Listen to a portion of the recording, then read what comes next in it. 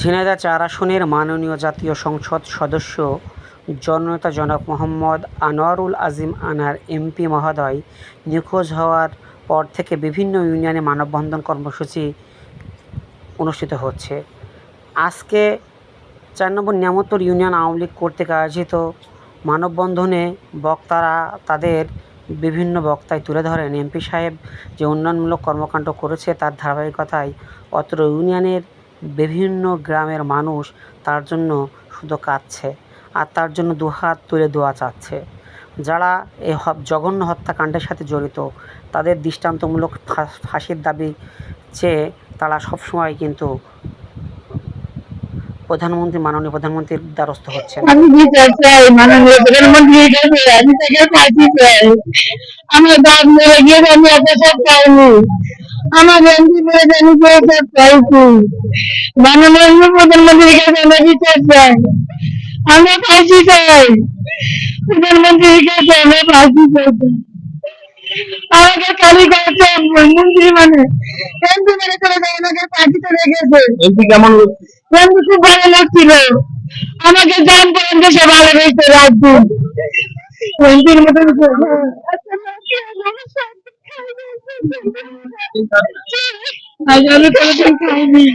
জনসাধারণ মানুষের মুখের কথা এমপি কেমন ছিল, তার সাধারণ মানুষের মুখের কথা শুনে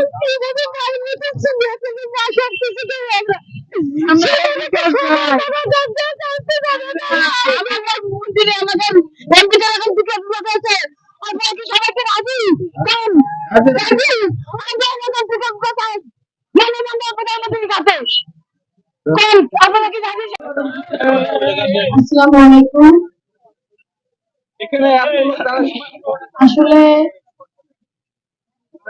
আমি আজকে এখানে আসলে কি বলে বক্তব্য শুরু করবো আসলে এটা আমি বুঝতে পারছি না। আসলে আমার কি বলা উচিত, আপনাদের সামনে কি চাওয়া উচিত। আজকে আপনারা সকলে একত্রিত হয়েছেন আমার বাবার হত্যার বিচারের দাবিতে। আমি আসলে কি বলবো, আজকে আমি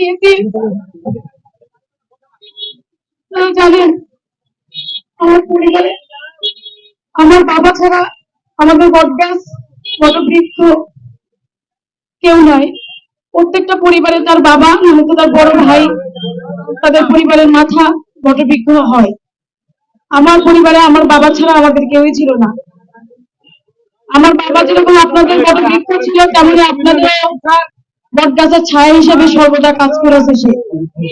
আজকে আমার সেই বাবাই নাই। আজকে আমার এরকম একটা দিন আসবে আমি স্বপ্নেও কখনো কল্পনা করতে পারিনি যে আজকে আমার বাবার এরকম নির্মম ভাবে হত্যাকাণ্ড ঘটাবে তারা। আর তার প্রতিবাদে আজকে আমার এখানে এসে মানববন্ধন করতে হবে। আমি এর আগে অনেকবার এসেছি জাফরাইল বাজারে, অনেকবার বসেছি, অনেকের সাথেও আমার কম বেশি কথা হয়েছে, আপনারা অনেকেই আমাকে চেনেন। আমার বাবার সম্পর্কে আসলে আমার কোনো কিছু বলার প্রয়োজন নাই। আমি যেটা মনে করি আমার থেকে আপনারা বেশি চেনেন, কারণ সে তার পরিবারের থেকেও বেশি সময় আপনাদের সাথে দেওয়ার চেষ্টা করেছে। আজকে বিভিন্ন পত্রিকা বিভিন্ন নিউজে তারা বিভিন্ন রকম আমার বাবা নিয়ে অনেক নিউজ তারা করছে। আসলে আমি আপনাদের কাছে একটা অনুরোধ করতে চাই, এটারও আপনারা প্রতিবাদ করবেন। সে আজকে এই 35 বছর ধরে সে আজকে এই জনপদে রাজনীতি করে আসছে, ভোট করে আসছে। আপনারা সকলেই তার চেনেন, জানেন তার সম্পর্কে। এই যে নিউজগুলা তার এই 35 বছরের কষ্ট, সফল অর্জন এগুলো নষ্ট করার জন্যই একটা গ্রুপ চক্রান্ত করে চলেছে। রাজনীতিতে প্রতিপক্ষ থাকবে, গ্রুপিং থাকবে, এটা বিষয় না, এটা রাজনীতির সৌন্দর্য। কিন্তু এই যে নোংরা কথা, এই যে একজন মানুষের নির্মম ভাবে হত্যা হয়েছে, এটাকে নিয়ে যে নোংরামি করা হচ্ছে, এটার আপনারা প্রতিবাদ করবেন। এটা আপনাদের কাছে বিনীত অনুরোধ আমার। কারণ আমার বাবা, আমার অনেক কষ্ট হয়, এতটা বছর কষ্ট করে সে কি সুখ করে যেতে পেরেছে আপনারা বলেন। আপনারা বলতে পারবেন সে কখনো উচ্চ ভোগ বিলাসিতা, উচ্চ আকাঙ্ক্ষা কোনো কিছু তার মধ্যে ছিল? সে রাজনীতি করেছে একটা সময়, যখন সে কাউন্সিলর ছিল সে অনেক কষ্ট করে রাজনীতি করেছে। আপনারা এটাও জানেন যে আমার পরিবারে আমার দাদা আমার চাচারা কেউ রাজনীতি করতো না। আমার বাবা অনেক স্ট্রাগল করে, অনেক কষ্ট করে, অনেক ত্যাগ স্বীকার করে রাজনীতি করে করে সে কাউন্সিলর হয়, তারপরে উপজেলা চেয়ারম্যান হয়, তারপরে সে একজন সংসদ সদস্য হিসেবে পরিচিতি লাভ করে, অনেক কষ্ট করে। সেই কষ্টটা থেকে সে যখন কাউন্সিলর ছিল তখন সে বিভিন্ন মামলার কারণে সে কিন্তু দেশের বাইরেও কিন্তু পলাতক ছিল। তখনও কিন্তু সে একটা কারণেই পলাতক ছিল, জীবন বাঁচানোর তাগিদে। জীবনে শুধু কষ্ট করতেই দেখেছি আমি তো বলা যায় তার এখন সুখের সময়। এখন সেই জনপদে সে এমপি ছিল, তার সাজানো বাগান, আপনারা সবাই তার আপনজন, সবাই আপনারা মোটামুটি সবাই ভালো আছেন, সবার জন্য সে কম বেশি আমার মনে হয় উপকার করে যেতে পেরেছে। আমি কি ভুল বলেছি? তার অনেক স্বপ্ন ছিল আপনাদের নিয়ে, নিজের কখনো সুখ করতে আমি দেখতে পারলাম না যে আমার বাবা এটা সুখ করে গিয়েছে, অনেক কিছু করেছে, আমরা ভাগ করছি, কিন্তু আজকে আমাদের মুখ পাওয়ার কথা না। আপনারা জানেন না, যখন আমার বাবার কোনো একটা জিনিস চুরি তখন মনে হয় কি কোনো পাপ করেছি আমরা জীবনে, যার জন্য তুমি আমার বাবার মুখ পেলে না, সেই জিনিসগুলো আমরা দিচ্ছি, আমরা ধরছি জীবনে কি কোনো বড় অন্যায় পাপ করেছি। আল্লাহ, মানুষ অজান্তে অনেক কিছুই করে, তা আমার বাবা অজান্তে কেন কখনোই কোনো মানুষের সাথে খারাপ কিছু হোক, খারাপ কাজ, মানুষের ক্ষতি করা কখনো সে এই ধরনের কাজ করেনি। এবং আমরা কখনো কোনো ভুল করলে সে আমাদের আগে শাসন করতো, আমাদের শিখিয়েছে মানুষের সাথে কিভাবে চলাফেরা করতে হয়, মানুষের সাথে কিভাবে আলাপ করতে হয়, মানুষকে কিভাবে সম্মান দিতে হয়। আপনাদের কাছে আমার একটাই দাবি, আমার বাবার হত্যার বিচার চাই। আপনারা আমার পাশে থাকবেন, আমার পরিবারের পাশে থাকবেন।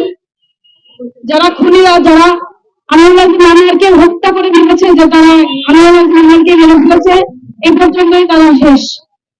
কিন্তু তাদের ভাবা উচিত ছিল যে আনোয়ার দুইটা সন্তান আছে, তার একজন স্ত্রী আছে, তার পুরো পরিবার আছে, তার পরিবার আছে, তার পরিবার, তার ভাই বোন আছে, তার ভাগ্নে আছে, হাজার হাজার কর্মী আছে, এই জনপদে আপনার ভালোবাসার মানুষ আছে। আমরা এখন মেনে নিয়ে যাই এমনি আমাদের যে শিক্ষা, আমার বাবার যে শিক্ষা, সেই শিক্ষা আমাদের মাঝে আছে। এই শিক্ষা নিয়ে আমরা অনেক দূর এগিয়ে যেতে চাই।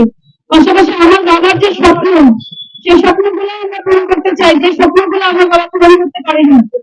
আমরা এই খুনিদের বিচার করতে চাই, নাহলে আমার বাবার যোগ্য সন্তান হিসেবে আর কোনোদিন কোনো জায়গায় পরিচিতি দিতে পারবো না। মনে হয় আমার মনে হয় যারা কখনো পরিচিতি পরিচয় দিতে পারবো না, আমরা আমার বাবার সন্তান, আমি আমার বাবার নাম জীবন। এই হত্যাকারীদের সর্বোচ্চ বিচার চাই। আপনারা জানেন বিভিন্ন রকম নিউজ করা হচ্ছিল, আপনারা ইতিমধ্যে দেখেছেন যে কারা কারা খুন করেছে, তাদের নাম দেখেছেন আপনারা। আপনারা এটাও দেখেছেন যে ইতিমধ্যে জিনাদার একজনের নাম আসছে। আমি আগেই প্রশাসনকে বলে এসেছিলাম যে আমার কথা একটু শোনেন, আমার বাবা এই জনপদে অনেক দিন রাজনীতি করে, অনেক শত্রুতার আছে। আপনারা আরো খতিয়ে দেখেন, আপনারা আরো কে কে আছে তাদের নাম বের করেন, কারণ তার মাথা আসে। আমি বারবার তাদেরকে বলেছি, যদিও তারা অনেক বিচক্ষণ, কিন্তু আমার মনে তো শান্তি হয় না। আমার মনে যেটা হচ্ছে আমি বলে দিয়ে আসছি যে আপনারা খতিয়ে দেখেন, এর পিছনে অনেক মানুষের হাত আছে। এটা এক দুইজনের পরিকল্পনা না।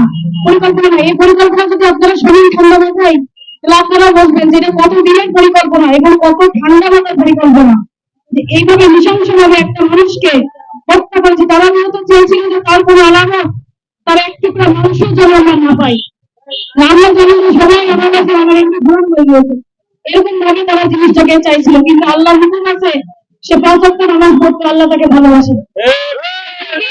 সেই চাকরিদের পুলিশের হাতে ধরিয়ে দিয়েছেন, ইতিমধ্যে তারা অনেক স্বীকারোক্তিও দিয়েছে। তো আমি একটা কথা বলতে চাই যে যে নেতাই হোক আর যে জায়গারই হোক না কেন, সেটা আমার দেখার বিষয় না, আমার জানার বিষয় না। আমি একটা জিনিসই বলতে চাই যে আমার বাবার হত্যার আমি বিচার চাই।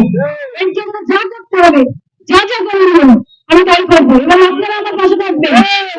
সবাই মিলে আমার দয়া, আমার বাবা যেমন আপনাদের কত বৃক্ষ ছিল, আপনাদেরকে ছায়া দিব, তা আমার বাবার হত্যার আমি বিচার করতে চাই, আপনারা আমার ছায়া দিবেন।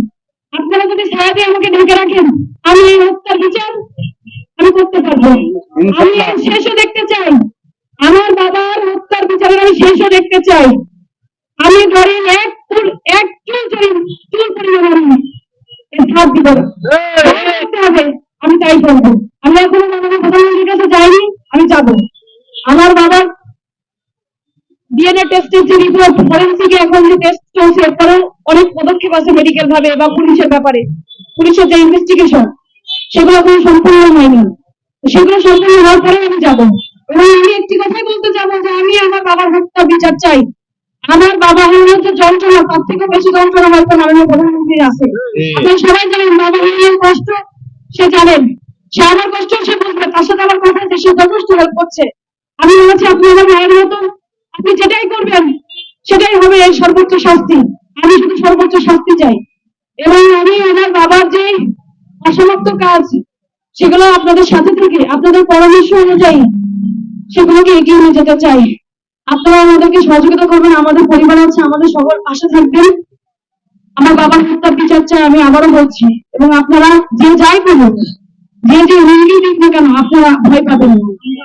আমার বাবা হারিয়ে গেছে, আমি যদি ভয় না পাই তাহলে আপনারা কেন ভয় পাবেন? ভয় পাবেন না, আপনারা আমাদের সাথে থাকবেন। আপনাদের কাছে আমার দুই হাত জোরে অনুরোধ করে বলছি যে আপনারা আমাদের পাশে থাকবেন, আমাদের সহযোগিতা করবেন। আমি যে এতিম, আল্লাহ বলেছে তোমরা এতিমের সাথে থাকো, আপনারা আমাদের সাথে থাকবেন। আর আমার বাবা এই জনপদে তার চলাচল তো আপনারা জানেন, 35 বছর ধরে তার চলাচল। কখনো চলার পথে যদি কারোর মনে এক বিন্দু পরিমাণে যদি কষ্ট দিয়ে থাকে, কোনো কথার কারণে যদি আপনারা কষ্ট পেয়ে থাকেন, আমি হাত জোর করে আপনাদের কাছে ক্ষমা চাচ্ছি, আপনারা মাফ করে দেবেন। আপনারা সবাই আমার বাবার জন্য দোয়া করবেন। আজকে আপনারা এখানে অনেক গরম, অনেকক্ষণ ধরে কষ্ট করছেন। আমি আসলে আপনাদের ধন্যবাদ দেওয়ার ভাষা আমার নাই, কৃতজ্ঞতা। আমি রনি ভাইকে, অপু কাকা, সংগ্রাম কাকা, মনি বিশ্বাস কাকা, সকলকে আমি কৃতজ্ঞতা জানাতে চাই। সবাই ভালো থাকবেন, সবাই আমার পাশে থাকবেন এবং আমার বাবার হত্যার বিচার আমরা চাই। আল্লাহ হাফেজ, ভালো থাকবেন সবাই। জয় বাংলা, জয় বঙ্গবন্ধু।